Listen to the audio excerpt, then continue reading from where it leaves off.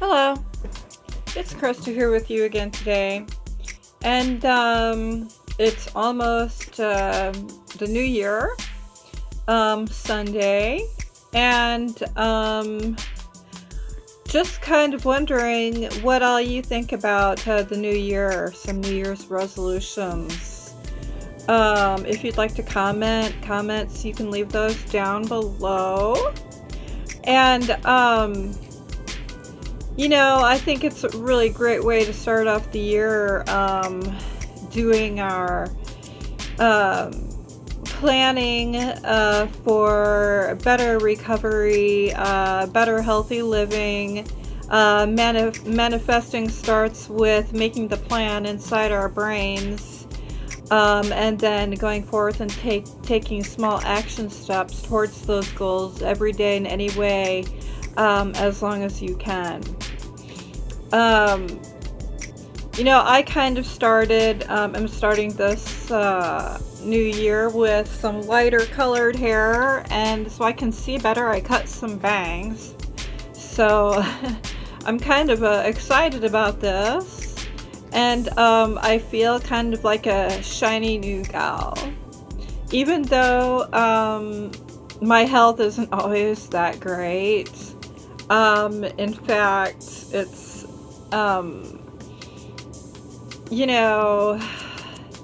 I'm having chronic UTIs, and really just I'm going to be starting the next steps into maybe seeing some new doctors. It's important not to ignore things that we might be having, like health issues, because one way of feeling better is to, in all recovery ways, is to take care of yourself. Number one, self-care, self-love is the main practice that we practice, so we can have more unconditional love for ourselves, and therefore are much more able and ready to give that kind of forgiveness and acceptance to everyone else in return. Even if we might have some anger still in our hearts for maybe this narc or that person for doing us wrong, we do have to remember that anger only makes us feel worse. I even notice it in when I'm down on my physical illnesses, when I start feeling that anger for someone. I've always been like this. I have to immediately quell that anger somehow by thinking instead of peace, the love that I have for myself, the world, and think in a loving way. Start thinking in loving ways instead. I know that we can do this to the point where people can take advantage of that forgiveness that we do grow strong in as empath types or more codependent types, where we can forgive and go on and forget what these people have done, not being educated enough in those areas that we don't know that these people aren't going to just stop hurting us, that it will continue even if the cycle reverses back after the battery, whatever kind of emotional, physical, mental types that it is, goes back to the love bombing, where they're sorry and they're nice again, buying us things, taking us out, making love to us really nicely, whatever it may be, where we think that they have changed, and they say they have, as we learn along, that these narcissistic types cannot really have the capacity to change the way that we want them to, the way that we ourselves are capable of doing. Whether this narcissist is telling us so many times over and over and conditioning our minds that we are not good enough, we are not capable enough of loving ourselves or others, and that we are ourselves like them, that we are narcissists ourselves. And when they begin to provoke us, when we do get these bites of anger, frustration, and negative thoughts, when we do start expressing them where they are not allowing us to, because they need that constant fix on positive attention and validation from us. How they can really start accusing us with a lot of projection that all of a sudden we're the bad guys. They begin to shame us for being bad in any kind of a preposterous ways. And after a while, we start wondering, are we the narcissist? When we have those thoughts in our minds from even when maybe we were small, where we had those parents that were more cluster B, where with a mother with borderline traits, or the father with any kind of covert or overt traits, where we had the notion in our minds that we truly thought we were capable of wanting to kill them, or later in life having a ferocity towards others, where we never learned that it was okay to have these thoughts, and that we are really not these bad people that they portray us to be. But when we can start through meditation or whatever, and becoming aware, having awareness of everything around us and ourselves and our inner selves, what we truly feel and believe, when we can separate ourselves from these people and start truly looking within, what do we truly have in our hearts? Are we capable of really being the fierce character that they are projecting onto you that's actually them? Or are you really a peaceful person? Are you really wanting serenity and a lover at heart? Often watch your real actions towards others, yourself, and the world. And before you start pointing a finger at yourself, and looking at this other person and how this other person truly acts towards others and themselves, you will really not see an evil reflection of yourself anymore. So truly, if you are into any of these tapes or books or recovery at all, when you start questioning if you yourself are a narcissist, really question that one. Like my therapist says in DBT group, if you are having irrational thoughts, and questioning whether you should be brave and courageous and take that step to go out to that new group and meet up with that new group. Should you or should you not look at in order to gain that wise mind? I'm a little brain farty still, sorry. Look at it like this is use part of your rational mind, and then use the more, instead of getting carried away and letting those emotions take over, those emotions that were crazy before and all over the place, and you did everything, took actions because of the emotions that you were having, whether you are it being in that emotional state of anger and making choices, then it's probably not your best time to do that, to make that choice.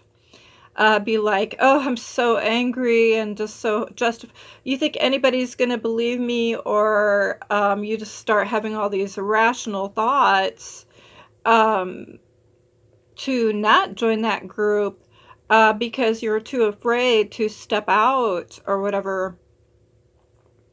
Look within again and balance that um, rational state, and then the more judging state, seeing whether or not um,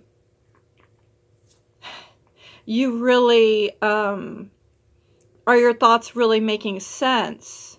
Oftentimes, I know, especially because um, CPTSD can be so bad when these people provoke you so much to a point where you're so fumbled and confused and frustrated by all these things that these people are putting into your mind. Um, just all kinds of things like that you're crazy, you're not raising your children right, you're not making this good choice or that good choice. I think what it all comes down to is trusting your own judgment. And that's kind of the biggest one for me, is that are you capable of making those sound decisions for yourself without anybody's help, without the outside giving you what they think about it and what they think is best for you to do, or even how to wear your hair or dress, or any given thought that you're having. If they're trying to zap the enjoyment or happiness out of any true fulfilling, satisfying ideas that you do have to manifest into your waking reality, so that you're having more fun in life and you're coming out of that murk that they love to just sink you down into, along with them. That's really one of their main goals. And it can be very aggravating. Again, it comes down to boundaries again, and coming within and asking ourselves, do we truly feel that way? Or do we need to take a break sometime during that day and calm down and go back to that decision that we do have to make, and a time that we can come to peace, where we can grasp in our minds that maybe hanging around those people for too long is dragging you down and making you think that you are not good enough to make the decisions that you want to, more sound decisions for yourself, where inside of your gut, you know what feels good and what is right to do, and what feels bad or who feels bad, and not maybe to go with that decision that is not going to be good enough for you in the long run. So, a little bit on that today. Maybe I'll take a swig of water here. I know it is so hard to trust ourselves. And maybe if we still have family, or we're on the job where maybe we are wondering who to hire, who to choose as new friends as we're stepping into this new territory of making new lives for ourselves. To become stronger and more confident in the fact that um, as we let things go, and the people go that really can drive us to that deep end of anxiety, of depression, where you just feel like you're sinking in a kind of a jail cell or banging your head against a wall, really. When we can come into these boundaries and start rejoining ourselves. I mean, maybe we never got a chance to join ourselves very much or get to know ourselves, or that we're actually okay on our own, or even going out and doing things that you like to do on your own. Maybe we've always done what they wanted you to do.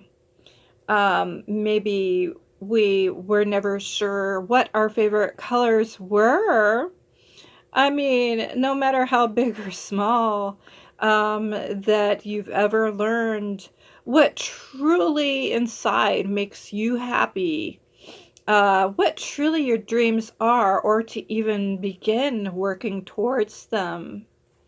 I've got a kid right now that they're all 18 and over, but he is still in stages of addiction, kind of in contemplation yet, one of the first stages.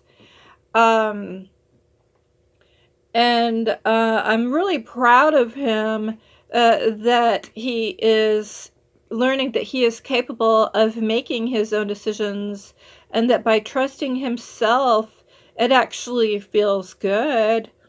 Um, and, that he can become to that point where he knows that he has the power to make every choice in his life that he wants to make, no matter how big or small, whether it's caramel chocolates or strawberry chocolates, you know?